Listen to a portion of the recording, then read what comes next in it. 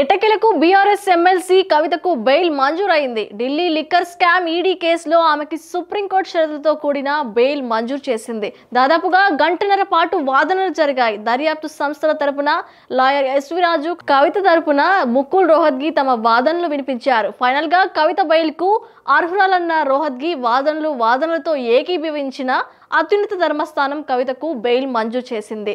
మార్చి 15న liquor కేసులో కవితను ED arrest చేసింది. ఈ క్రమంలో ఆమె పలుమార్లు బెయిల్ కోసం ప్రయత్నించినా ఫలితం దక్కలేదు.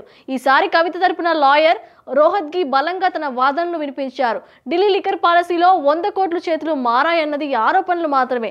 కేసులో 493 మంది సాక్షులను విచారించారు. కవిత ఎవరిని బెదిరించలేదు. ఆమె దేశం విడిచి వెళ్లే అవకాశమే లేదు.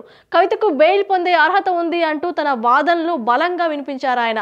ఈ క్రమంలో కవిత తరపు లాయర్ ముకుల్ రోహత్గి గురించి పెద్ద ఎత్తున చర్చ నడుస్తోంది. ముకుల్ రోహత్గి 1955 ఆగస్టు 17న ముంబైలో జన్మించాడు. గతంలో ఢిల్లీ హైకోర్టులో న్యాయమూర్తిగా పనిచేశారు.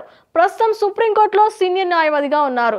ఈయన తండ్రి పేరు జస్టిస్ అవధ్ బిహారీ రోహత్గి.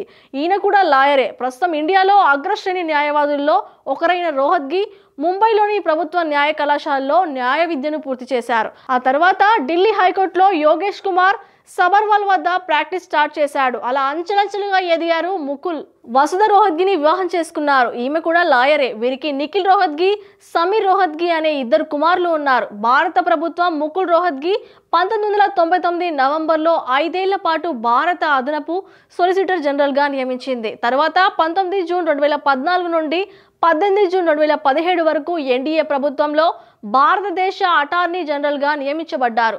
ముకుల్ తన పదవీ కాలంలో ట్రిపుల్ తలాక్, మణిపూర్ నకిలీ ఎన్కౌంటర్ కేసు, జాతీయ న్యాయ నియామకాల కమిషన్, ఆధార్ కేసు వంటి విజయవంతమైన కేసులను వాదించారు.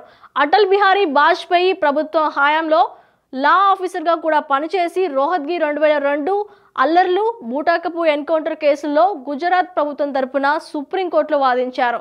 ముకుల్ హై ప్రొఫైల్ కేసులే ఎక్కువగా వాదిస్తారన్న పేరుంది. ఈయన గంటకు 10 లక్షల నుంచి 15 లక్షల వరకు ఫీజు ఛార్జ్ చేస్తారని తెలుస్తోంది.